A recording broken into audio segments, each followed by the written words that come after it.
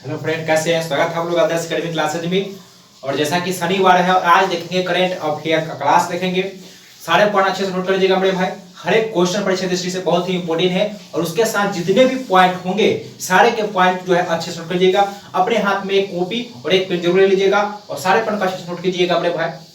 तो मेरे चैनल पे पहली बार क्लास कर रहे हैं, चैनल को सब्सक्राइब जरूर कर ले ताकि जितने भी वीडियो हो सारे वीडियो नोटिफिकेशन आप तक आसानी से पहुंच जाए, ताकि आप जो है अपना तैयारी और बेहतर कर सके। तो चलिए शुरू करते हैं।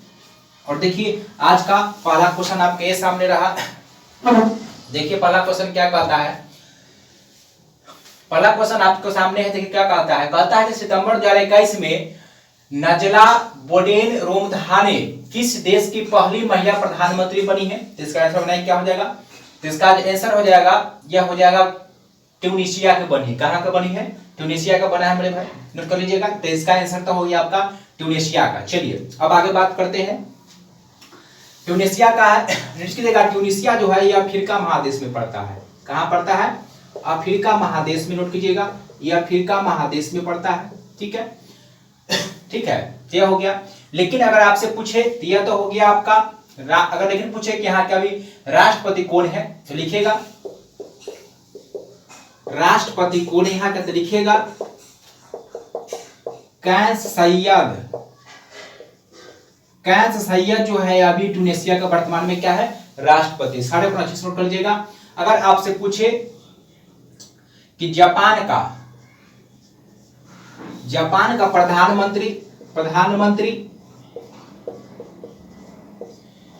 योशिहिदे सुगा जो था वह हट गए हैं। ठीक है, अब उनके स्थान पर पूछेगा कि जापान के नए प्रधानमंत्री कौन बना है, उसके स्थान पर लिखेगा फूमियो। लिखेगा कौन बना है? Fumio Kishida. नोट कीजिएगा, फूमियो किशिदा जो है अभी जापान के क्या बने हैं? प्रधानमंत्री बने हैं। सारे प्रश्न नोट कर लीजिएगा। जापान के प्रधानमंत्री कौन बना है? योशिहिदे सुगा के स्थान पर बने हैं कौन? फूमियो किशिदा बने हैं। ठीक है, नेक्स्ट पर लिखेगा, इसमें नेक्स्ट पर लिखेगा। अगर पूछे इजराइल का तो लिखेगा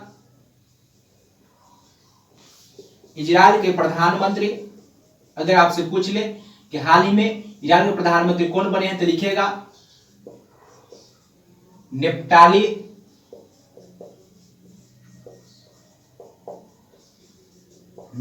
बेनेट जो है वह भी वर्तमान में इजराइल के क्या है? यह प्रधानमंत्री। इजराइल क्या है? प्रधानमंत्री कौन है? Naftali Bennett. लेकिन अगर आपसे पूछे कि राष्ट्रपति कौन है, लेकिन अगर आपसे पूछे राष्ट्रपति तो लिखेगा इसके राष्ट्रपति कौन है, तो लिखिए इसका। अगर आपसे राष्ट्रपति पूछ ले तो लिखेगा इसोक हर्जोग। कौन है? इसोक हर्जोग जो है अभी क्या है? इजराइल के अभी राष्ट्रपति। लेकिन प्रधानमंत्री आपसे पूछे तो क्या हो जाएगा? नेफ्ताली बेनेट हो जाएगा। अगर जापान के पूछे वर्तमान प्रधानमंत्री कौन बना है तो बना है फूमियो किशिदा बने हैं। सारे प्रश्न नोट कर लीजिए। अगर आपसे पूछे नेक्स्ट पर लिखेगा, अगर आपसे पूछ ले कि ईरान के अभी वर्तमान में अगर पूछे लिखेगा कि ईरान के अगर राष्ट्रपति पूछ ले, ईरान के राष्ट्रपति अभी वर्तमान में कौन बना है तो लिखेगा इब्राहिम। लिखिएगा इब्राहिम रईसी। कौन बना है? इब्राहिम रईसी जो है ईरान के वर्तमान में क्या है? राष्ट्रपति है। तो सारे क्वेश्चन अच्छे से नोट कर लीजिएगा। चलिए नोट कीजिए, देखते हैं इसे और एक्स्ट्रा पॉइंट देखते हैं। फटाफट इसे नोट कर लीजिए मेरे भाई।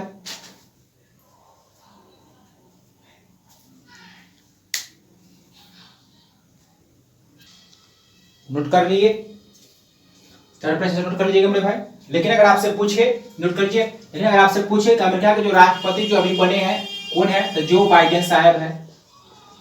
या जो बाइडेन साहब वो कैमे नंबर का है? एग्जाम में पूछा गया 46वें नंबर के। क्या नंबर के हैं? 46वें नंबर के जो है ये अभी वर्तमान में अमेरिका के राष्ट्रपति जो बाइडेन साहब वो कैमे नंबर के हैं, तो नोट कीजिएगा 46वें नंबर के राष्ट्रपति है। सारे प्रश्न नोट कर लीजिए। चलिए देखते हैं दूसरा क्वेश्चन। दूसरा क्वेश्चन देखिए आपके सामने यह रहा। दूसरा क्वेश्चन क्या कहता है? चलिए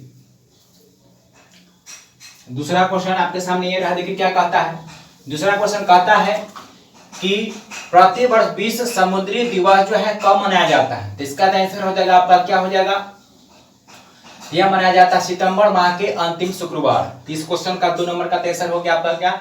सितंबर माह का हो गया अंतिम गुरुवार को मनाया जाता है। चलिए अब इसे नेक्स्ट पार्ट नोट कीजिएगा। चलिए तो सितंबर माह के अंतिम गुरुवार को जो है मनाया जाता है। लेकिन अगर आपसे पूछ ले कि महासागर दिवस लिखेगा, अगर आपसे पूछे कि महासागर दिवस, विश्व महासागर दिवस लिखेगा कि विश्व महासागर दिवस कब मनाया जाता है, तो लिखेगा विश्व महासागर दिवस जो है वह 8 जून को मनाया जाता है। नेक्स्ट पॉइंट लिखेगा, अगर आपसे पूछे कि विश्व समुद्र, अगर आपसे पूछे कि राष्ट्रीय समुद्री दिवस, तो लिखिएगा राष्ट्रीय समुद्री दिवस। अगर आपसे पूछ ले तो इसका आंसर क्या हो जाएगा, 5 अप्रैल को नोट कीजिएगा। राष्ट्रीय समुद्री दिवस पूछे तो कब मनाया जाता है, 5 अप्रैल को मनाया जाता है। लेकिन अगर आपसे पूछे विश्व महासागर दिवस तो मनाया जाता है 8 जून को मनाया जाता है। सारा पॉइंट नोट कीजिएगा। नेक्स्ट पॉइंट नोट कीजिएगा, अगर पूछिए आपसे कि विश्व हृदय दिवस, तो लिखेगा यह जो है 29 सितंबर को मनाया गया।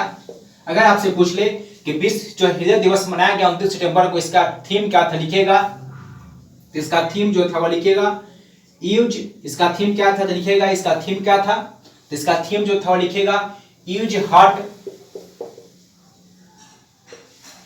Heart to connect. ठीक है, और पूछे कि विश्व हृदय दिवस 29 सितंबर को मनाया गया, इसका थीम क्या था, तो लिखेगा इसका थीम था यूज हार्ट टू कनेक्ट। ठीक है, इसका थीम था। नेक्स्ट पॉइंट लिखिएगा, अगर आपसे पूछे कि विश्व साक्षरता दिवस, तो लिखिएगा विश्व साक्षरता दिवस कब मनाया जाता है, तो लिखिएगा यह 8 सितंबर को मनाते हैं। कब मनाते हैं, 8 सितंबर को मनाया जाता है। अगर पूछे कि आर्द्रभूमि दिवस मनाते हैं, तो लिखिएगा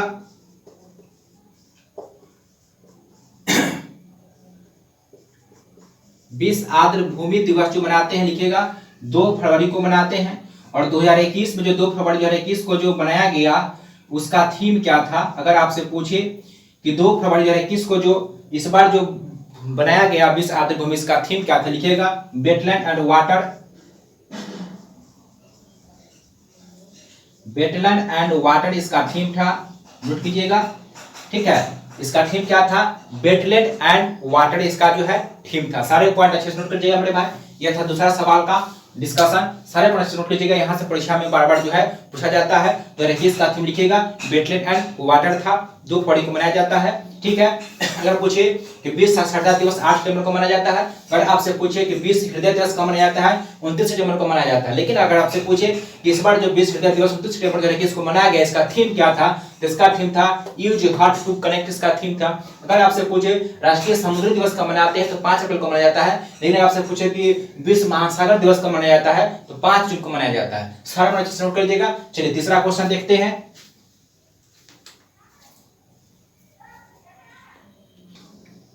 चलिए तीसरा क्वेश्चन बनाइए मेरे भाई। तीसरा क्वेश्चन स्क्रीन पर आपका यह रहा। तीसरा क्वेश्चन देखिए क्या कहता है।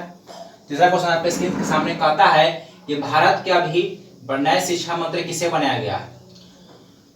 चलिए, और हाल ही में राजस्थान एसआई में पूछा गया था कि सूक्ष्म लघु उद्योग मंत्रालय जो है वो किसके पास है। तो सारे पॉइंट देखेंगे, सारे प्रश्न नोट कीजिएगा। तो चलिए, तो भारत के नए शिक्षा मंत्री, इसका आंसर हो जाएगा आपका धर्मेंद्र प्रधान हो जाएगा। चलिए आंसर हो जाएगा धर्मेंद्र प्रधान। चलिए इसे अन्य पॉइंट लिखिएगा। अगर आपसे पूछे कि वर्तमान में विदेश मंत्री कौन है, तो लिखिएगा विदेश मंत्री कौन है, लिखिएगा एस जयशंकर। कौन है विदेश मंत्री अभी वर्तमान में, एस जयशंकर है। कौन है, एस जयशंकर वर्तमान में अभी क्या है, विदेश मंत्री है। नोट लिखिएगा। अगर आपसे पूछे कि जहाज रानी और आयुष मंत्रालय, लिखिएगा जहाज रानी एवं आयुष मंत्री, लिखिएगा यह भी कौन है, सर्बानंद सोनेवाला। सर्बानंद सोनेवाला जो है अभी वर्तमान में क्या है, जहाज रानी व आयुष मंत्री के पद पर है सर्बानंद सोनेवाला। ठीक है, और एस जयशंकर जो है विदेश मंत्री। नेक्स्ट पर लिखिएगा। अगर आपसे पूछे खेल मंत्री कौन है, तो लिखिएगा अभी वर्तमान में खेल मंत्री कौन है, तो लिखिएगा खेल मंत्री कौन है, अनुराग ठाकुर। कौन है, अनुराग ठाकुर जी अभी वर्तमान में खेल मंत्री। चलिए नेक्स्ट पॉइंट लिखिएगा, अगर आपसे पूछ ले रेल मंत्री कौन है तो लिखिएगा, रेल मंत्री कौन है लिखिएगा अश्वनी वैष्णव। अश्वनी वैष्णव जो अभी क्या है रेल मंत्री है। सारे प्रश्न नोट कीजिएगा। अगर आपसे पूछे कि सूक्ष्म लघु उद्योग मंत्रालय लिखिएगा, सूक्ष्म एवं लघु उद्योग मंत्री लिखिएगा नारायण राणे। और यह वर्तमान में जो राजस्थान एग्जाम हुआ उसमें क्वेश्चन पूछा गया था कि अभी जो है सूक्ष्म लघु मंत्रालय किसके पास है तो नारायण राणे के पास है। चलिए सारे प्रश्न नोट कर लीजिएगा। अगर आपसे पूछे विदेश मंत्री हो गया, अगर आपसे पूछे भारत के पहले, अगर आपसे पूछे कि भारत के, नोट कीजिएगा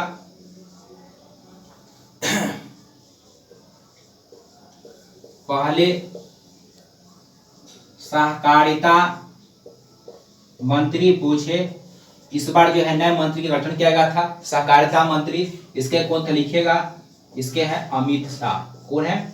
अमित शाह। चलिए सारे प्रश्न नोट कर लीजिए बड़े भाई, यहाँ से परीक्षा में बार-बार आपका जो है मंत्रालय पूछ लिया जाएगा। तो चलिए सारे पर नोट कर लीजिएगा। विदेश मंत्री जयशंकर है। जहाज रानी और लघु आयुष मंत्री पूछे, जहाज रानी और आयुष मंत्री किसके पास है? सर्बानंद सोनेवाला के पास है। खेल मंत्री कौन है? अनुराग ठाकुर है। रेल मंत्री अश्वनी वैष्णव हो गया। सूक्ष्म लघु उद्योग मंत्री पूछे तो अभी कौन है? नारायण राणे है। अगर पूछे भारत के पहले सहकारिता मंत्री कौन बने तो है अमित शाह, और अभी अमित शाह ही इस पद पर कार्यरत है। सारे प्रश्न नोट कर लीजिएगा। चलिए नेक्स्ट सवाल देखते हैं।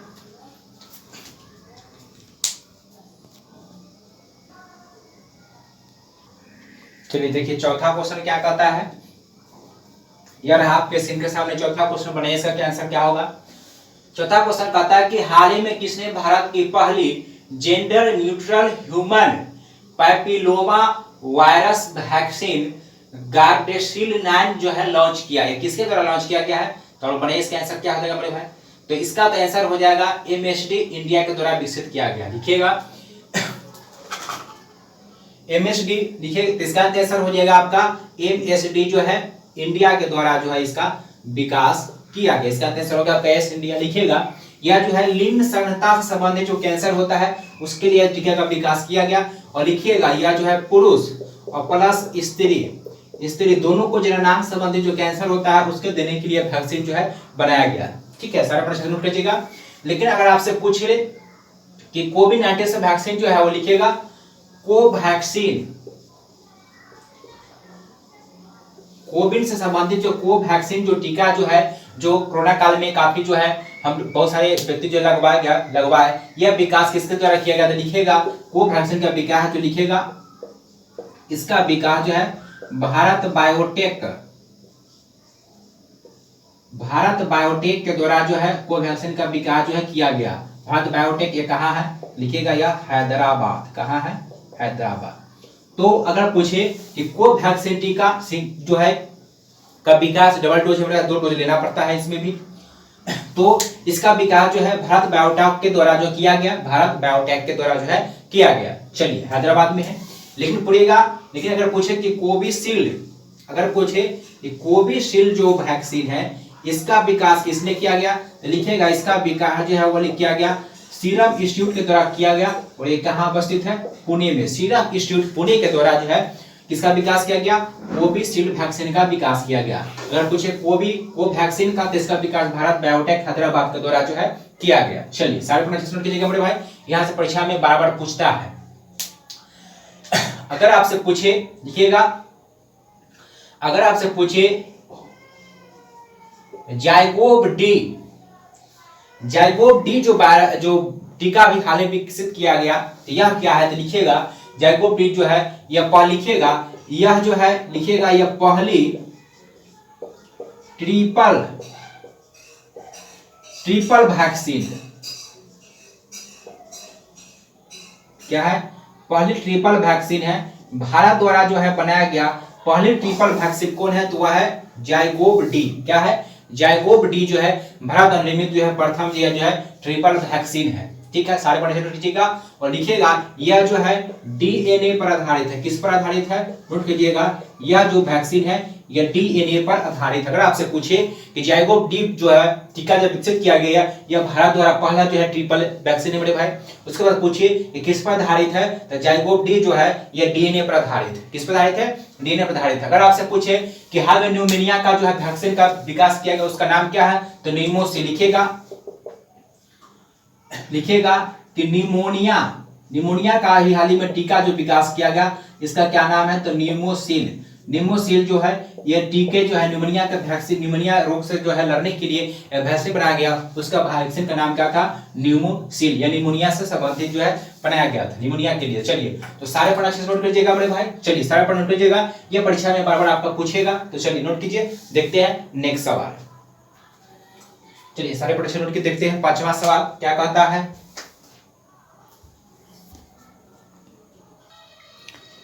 चलिए बनाइए तुमने भाई। ये रहा पांचवा क्वेश्चन आपके स्क्रीन के सामने, देखिए क्या कहता है। पांचवा क्वेश्चन आपको कहता है कि बजट 2020 कहता है बजट 2021-22 के अनुसार राजकोषीय घाटा जो है कितना % रहने का अनुमान जो है लगाया गया है, बजट 2021-22 के अनुसार। तो इसका आंसर क्या हो जाएगा मेरे भाई, तो इसका आंसर तो हो जाएगा आपका ए नंबर हो जाएगा 6.8% हो जाएगा। लिखिएगा बी वाले में ऑप्शन लिखिएगा। चलिए इससे आप देखते हैं एक्स्ट्रा डिस्कशन। अगर पूछेगा बी वाले में जो ऑप्शन है लिखिएगा 5.1% है, इसमें लिखिएगा इस बार जो है राजस्व घाटा जो कितना % रहेगा, 5.1% जो है राजस्व घाटा लगेगा। जो बी में ऑप्शन 5.1% जो है बजट 21-22 के अनुसार जो है बजट में जो राजस्व घाटा इतना % रहेगा, ठीक है। लेकिन अगर प्रभावी राजस्व घाटा लिखेगा, सी में जो ऑप्शन है 4.1 यह लिखेगा, यह जो है प्रभावी राजस्व घाटा जो है, प्रभावी राजस्व घाटा कितना % रहेगा, तो 4.1% जो इस बार जो है प्रभावी राजस्व घाटा जो रहने का अनुमान है।